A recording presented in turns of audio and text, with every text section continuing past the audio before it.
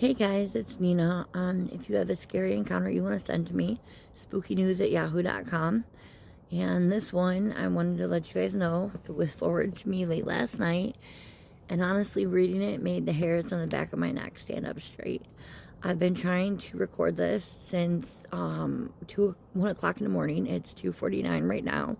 It's the witching hour, as you know. So let's get into it. The person who sent it to me, let's call him Sam, said it happened to his cousin Jake way back in the deep hollows of West Virginia. Jake isn't some crazy hunter or wilderness survival nut. He's a quiet guy who works construction and likes to spend 2 weeks a year deep woods camping with his buddies Leo and Maya. They call it resetting the clock. They go places where the phone signals die miles back and the only sound is the creek. The trip last fall, right before the leaves turned crimson gold, they hiked in about 8 miles to the spot Jake swore by, a small flat clearing tucked between two massive overgrown ridges. There was a little creek running right beside it, cold, clear, and loud enough to drown out all the noise of your own paranoia.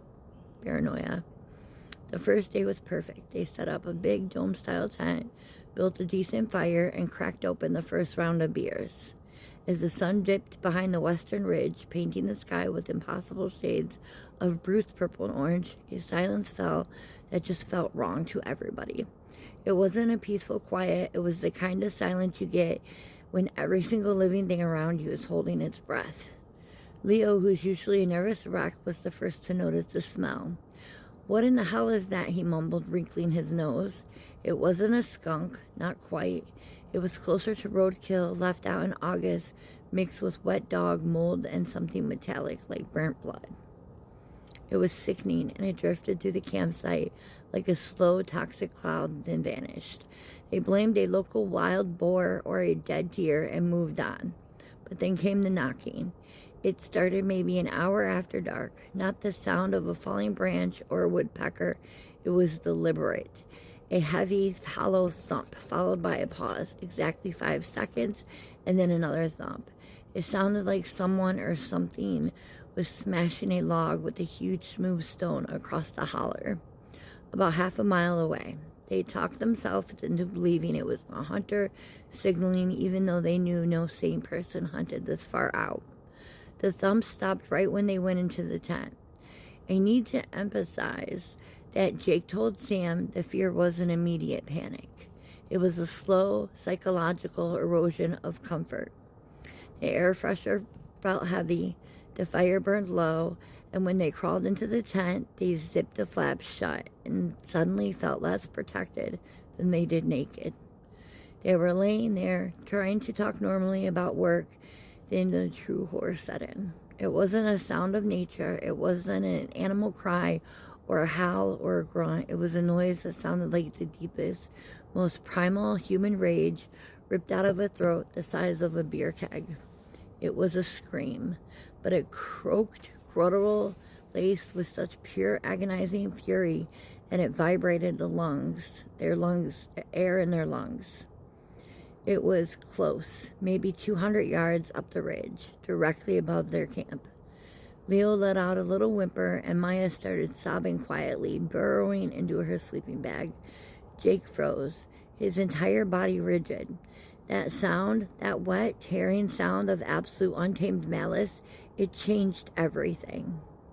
They weren't campers anymore. They were intruders, and the master of the ridge knew exactly where they were. And then the sound of the approach.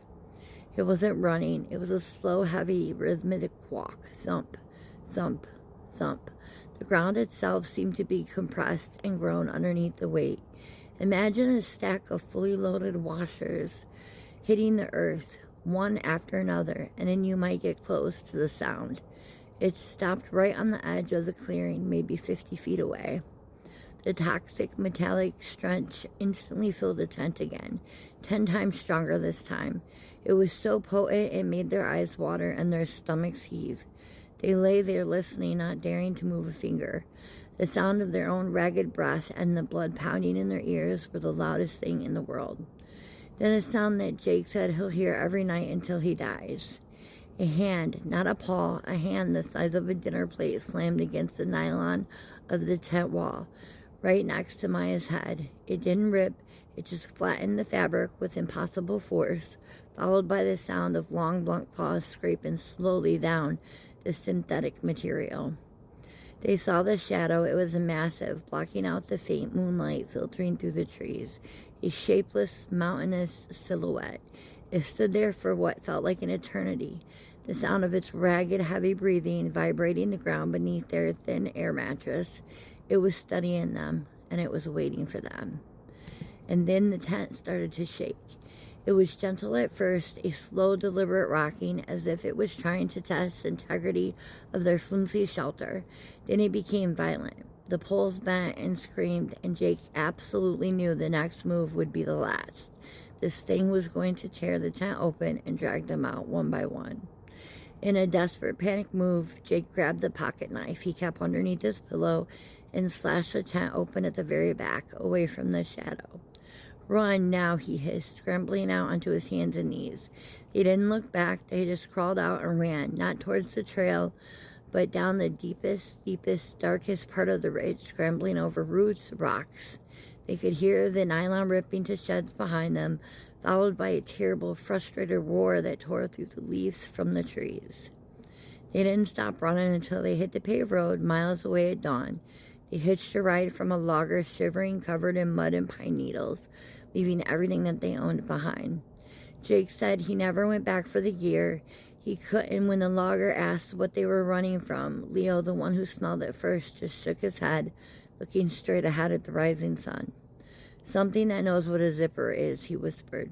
The only thing that Jake took back was the knowledge that in those deep, green Appalachian hollers, there are things that look in and know you're not nothing but meat in a thin plastic bag. And they are patient. They just wait for you to come to them.